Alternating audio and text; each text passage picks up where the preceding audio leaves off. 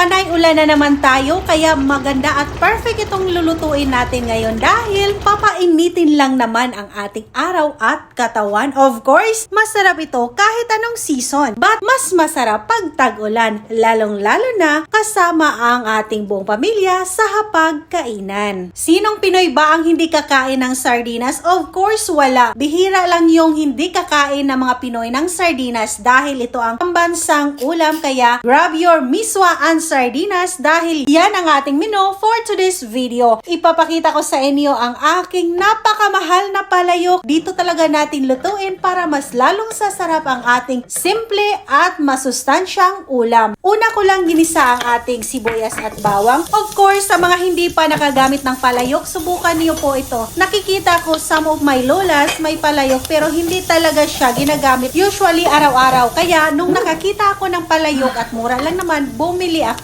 At yun lang, hindi ako well-educated sa mga palayok. Nag-research lang ako kung paano siya gagamitin for the first time at yun, nagluto na ako sa malakas na apoy pa. Kaya nag-crack ang aking palayok. Hindi pala ganon dapat. Gigisahin din natin ang ating kamatis. Optional lamang kung walang kamatis, wag na lang po maglagay. Pero mas masarap kung may kamatis. Palambutin lang natin at siniparate ko yung tangkay ng ating kangkong sa dahon dahil matigas po ito. Isama po nating igisa kasama sa ating mga spices at ang ating sardinas. Pagkalagay ng ating sardinas, huwag nyo pong pakahaluin ng haluin dahil magkalasog-lasog po at mahina lang po dapat ang apoy natin. At naglagay na rin ako ng paminta, asin, konti-konti lang po dahil templado po yung sardinas natin kaya i-adjust po natin later. Hahaluin ko lang ng very light to make sure na hindi po sunog ang ating bottom at hindi po dumidikit ang ating sardinas at iba pa nating mga sangkap. At takpan lang natin ng ilang minuto para maigisang maigi ang ating sardinas at ang ating steam ng kangkong. Pagkalagay po ng ating tubig, steady pa rin ang ating apoy, mahina dahil pag kumulo po yan, malalasog ang ating mga sardinas kung sobrang kulo. Kaya tamang-tama lang po. Takpan lang natin at antayin nating maluto ang mga stem ng ating mga kangkong. At the same time, titimplahan na rin natin ayon sa ating panlasa. Mga mamshi, naghahalo rin ba kayo ng gulay sa inyong miswa at sardinas? Mas masarap talaga pag may gulay, lalong-lalo na pag may mga anak tayo, no? Para masanay talaga silang kumain ng gulay at masarap naman talaga, masustansya ang gulay. Naglagay din ako ng patis, yun po ang pangpinali nating pampaalat kaya konti lang din ang nilagay ko na asin kanina. Alam niyo mga langga,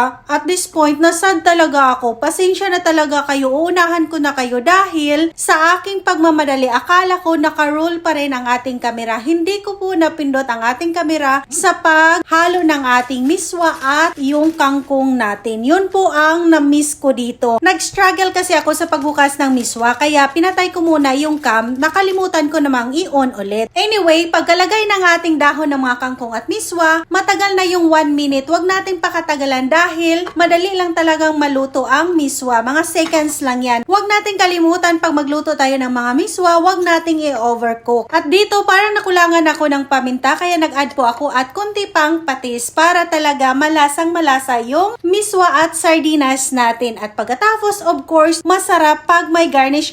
Yun talaga ang pangpinali natin. May garnish ang ating bawat niluluto. Sa garnish naman, yung pangmalakasan nating sibuyas na dahunan or yung green onion natin or yung leek. Meron din kayong cilantro, pwede din yun, mabangong bamango din. Luto na ang ating sardinas at miswa na may kasamang kangkong. Masustansya na, malasa, at abot kaya pa sa ating mga bulsa. Of course, may nakita na naman ako na clay na bowl, kaya napabili na naman ako. Mumurahin lang talaga, tumurayta lang talaga kasi pag mahal masyado, hindi naman ako bibili dahil tight budget palagi si Bless Channel. Kaya kailangan talagang pinag-isipan ko ang mga bagay-bagay na binibili ko or kung saan mapunta yung pera para aabot sa katapusan ng buwan. Para hindi ako award-winning, kailangan talagang pasok parati yung budget natin monthly at maganda kung may extra pang matitira. Kung hanggang ngayon nanonood ka pa at nakalimutan mo mag-subscribe, well, pwede ka pang humabol, mag-subscribe ka na at i-share ang ating video. Of course, may pangpinali tayo para maganda talaga ang ating presentation. Nagtabi talaga ako ng isang pirasong sardinas if in case magkalasog-lasog ang ating sardinas at maganda talaga, Instagrammable ba. Maraming salamat sa inyong panonood. Huwag kalimutang mag-subscribe. Hanggat sa muli. Ingat!